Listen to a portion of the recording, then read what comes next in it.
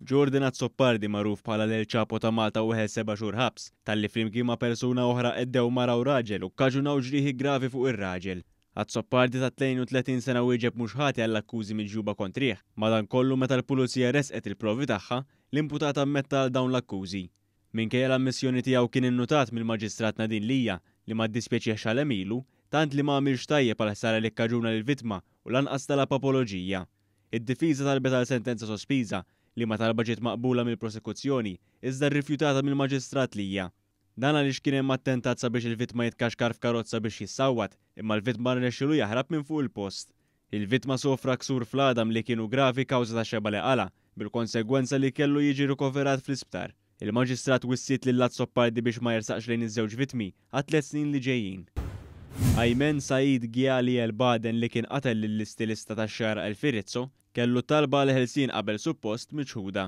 Huwa mistenni joħroġ mill-ħabs f'Awwissu li ġej wara li jkun skonta pina ta' 25 sena ħabs fuq il-qtil u 7 snin oħra ħabs talli kien ħarab mill-ħabs ta' Kordin.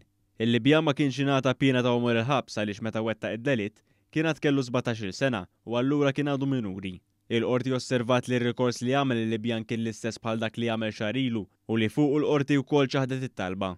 Rizzo kien miet wara li qala 17-il daqqa ta' sikkina fis-salon tiegħu fi frar tal-1998. 5 immigranti jingħataw sentenza ta' 84 xahar ħabs bejniethom hekk kif instabu ħatja li kienu involuti f'rewwixta fiċ-ċentru ta' detenzjoni f'Ħalsafi. Żewġ immigranti oħra minorenni tresqu bl-istess akkużi u ma nstabux ħatja. Fil-qorti ntqal kif dakinhar tar-reat l-immigranti bdew iħaffru toqba f'ħajt u bdew jaħarbu minnha. Hawn intużaw ukoll pepper spray u balal tal-lastiku hekk kif il-pulizija u uffiċjali taċ-ċentru bdew jikkalmaw is-sitwazzjoni. Intqal li l-immigranti bdew igaraw ukoll knatan u oħrajn bdew jagħtu biċċiet tal-ħadid u ħarqu s-saqqijiet. Hawn weġġew ukoll diversi uffiċjali tal-pulizija u wieħed mill-akkużati weħel ukoll multa ta' 4,000 euro.